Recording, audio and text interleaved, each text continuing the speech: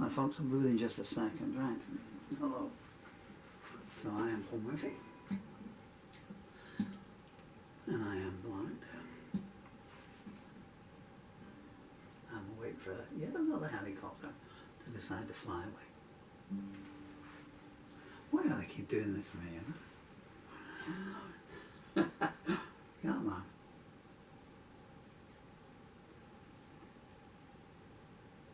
I'm just seeing it's coming through on the vocal numbers over there. Maybe it is, I'll turn the mic off.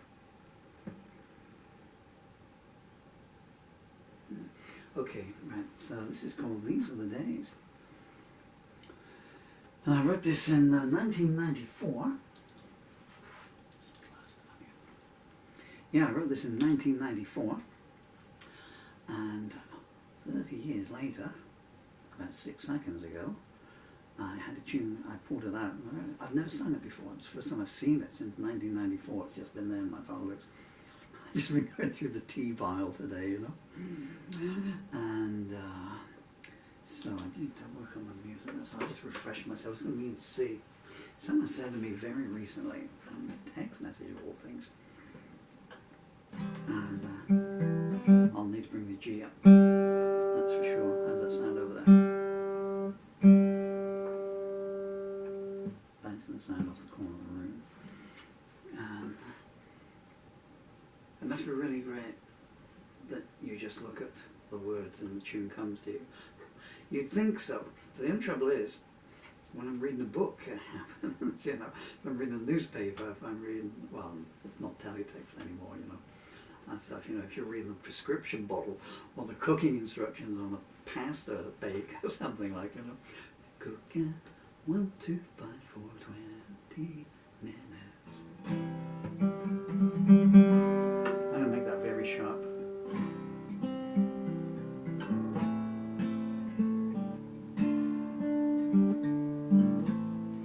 I probably won't do too many interchords on this one. No, I said interchords. Don't be naughty. Because my blindness, I have to stand like this next to the lyrics. I do apologize. Goodness me, I can see myself in the viewfinder. Mason, nurse the screens. But I will keep an open mic over here. You always got to keep an open mic, you know. Doo -doo -doo. Maybe I'll move the microphone way over there. Doo -doo -doo -doo -doo. I just like a room ambiance, you know. So even sometimes when I'm singing it, I like to have a microphone in the background because it just reminds me of being, you know, live, and you get that. If you're a musician, live musician, you know that aura, you know that. You get the sound of the air coming through just before the fight starts. And that's normally the band. You say, don't you miss having a band? No, I don't miss having a band at all. There's always one, you know, it's always late because he's going to foam up pumping 2p pieces into it, you know. Anyone under 25 has your grandparents, like, you know, trying to buy a bag or something or another, you know, and the two that don't get on. And another two, I mean, my best friend, Steve Corner, you know, back in 1982. Hi, Steve, I hope you're still alive. It's been a long haul, huh? It's good to get there.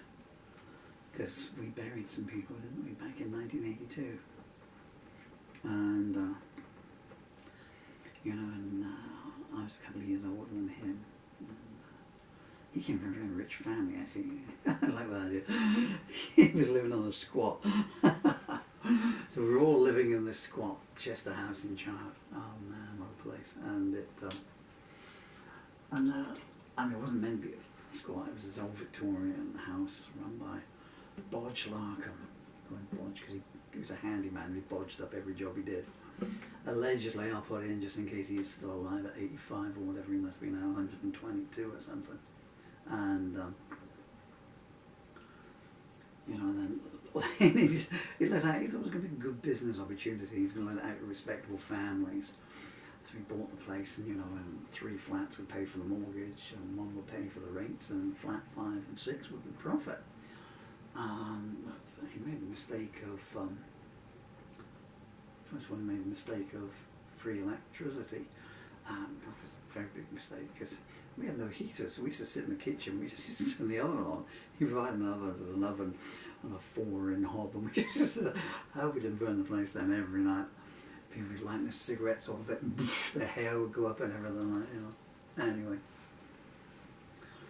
And, but Steve, I mean, his family was very, very wealthy, utterly wealthy. I mean, I think his sister married a millionaire. Rightly so. If ever there's a case of someone, you know, who's, you know, I mean, gosh, was it Karen Core? To this day, probably in the top 10 most stunning, beautiful women I ever seen in my life. Hope she had a happy life. I should write a song for her 42 years after the event. And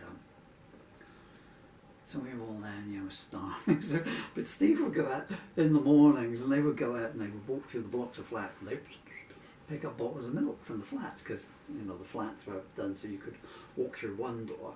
The flats went 1, 2, 3, 4, 5, 6. So if you just walk through the corridor instead of going up the stairs, you just walk through, and these poor people on the bottom, they just pick their milk up, and you'd be gone. You'd be in a completely different zone. And he got caught again. He got caught stealing the milk and prosecuted. And he admitted to it. You know, they could never have proved it. You know, he drunk the evidence. You know, and in court, I swear this is true. You can, if the child in which there's been archived, you can Google it. And his lawyer said he had recently taken possession of a stray cat, and he felt responsible for it.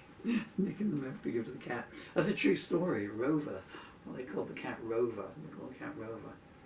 Well, that is a shame, really. There's some funny anecdotes there, but now that I'm older, I realise it's not so funny. But anyway, so Steve is in court for stealing milk to feed this stray cat, and every Sunday his mother would come down with a 3-course meal for him. You know, she'd take the lids off of it and says on the silver, and there'd be Steve was a vegetarian, so there'd be roast potatoes and peas and gravy and stuff. And we were all sitting there salivating like Pavlov's dogs, you know. Third. Anyway. But the point of the story is, you know, it was all going well, but he had the hots for a girl called Liz Harrod. I guess I mentioned all their names. Who was a nurse, and she used to go and see him. Liz was going out, but everyone had the hots for Liz Harrod. Everyone in Somerset had the hots for her. Guys, girls, trees, aardvarks, and me too, you know. So she would turn up and he would be, you know, and I would, Steve, can I buy you Reckless Eric Big Smash LP? You know, yeah, take it and go. Well, can I listen to it here? No. Yeah. Anyway, I know where I got that from. Helicopters aren't going to go away. I guess you can hear them, so I don't have to. And this is called These Are the Days. I wrote it in 1994, and this is the first time I've ever sung it.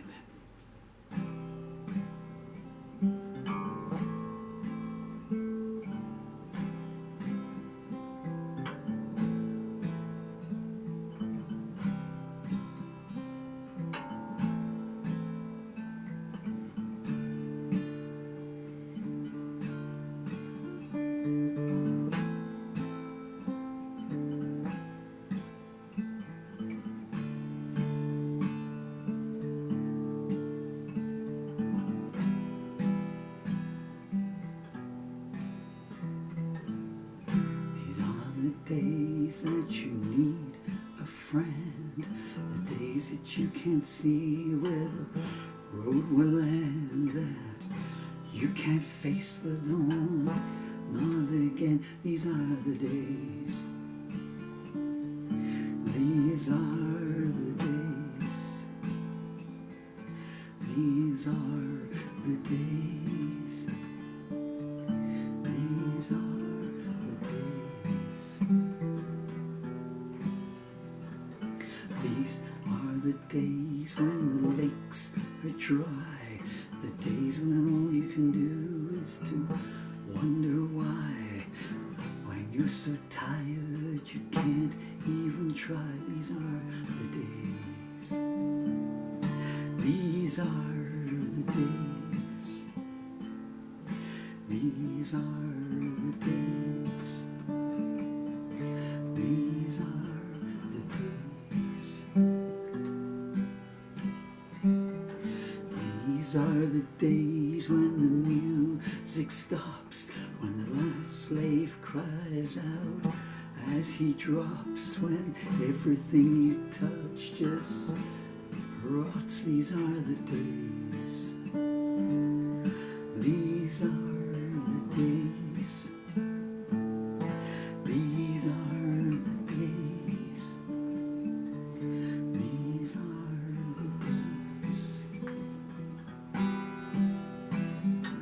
These are the days of goodbye and loss, when faith hangs heavy around you like a cross, and hope bears such a heavy cost. These are the days. These are the days.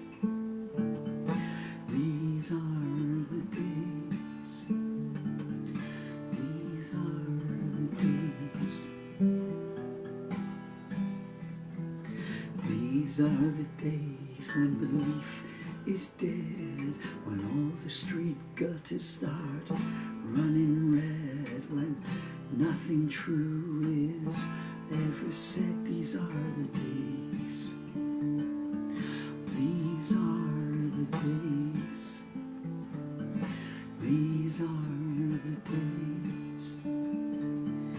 These are the days. These are the days that won't be recalled, that every martyr statue will crumble and fall, and even heaven stands appalled. These are the days. These are the days. These are the days. These are the days. These are the days when the myths come true, when the old saints are traded in for new, when the weak are too scared to choose. These are the days. These are the days. These are the days. These are the days. These are the days the betrayers kiss, and the prophets stand naked, slashing their wrists, and in a sense can no longer exist. These are the days. These are the days. These are the days.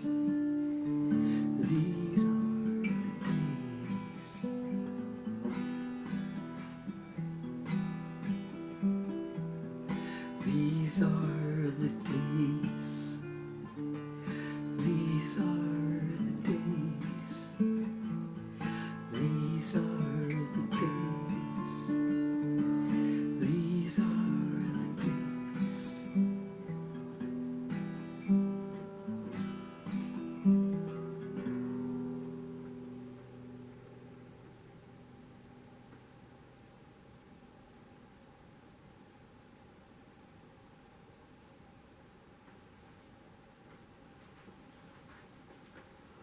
Let's go, these are the days. Holds up true today, huh? Even I was seeing it, you know, when I got to a verse, right down the bottom, there's one verse there, and I thought, well, you know, what's going on in America, you know? And this very day. Oh, Emily and Dylan, hello, my darling children. And Daddy was, how old was I? I was 33 when I wrote that. Now 63. No, I'm not. I'm 62. I'm not talking about. I don't know anything anymore. Guys, Emily is 15 days past your 10th birthday when Daddy's recording this. And wherever you two, may you only know good days, see the good in everything. Never forget the people having bad days. So, okay. I'm going to try that song one more time. And I'm going to put it away for another 30 years.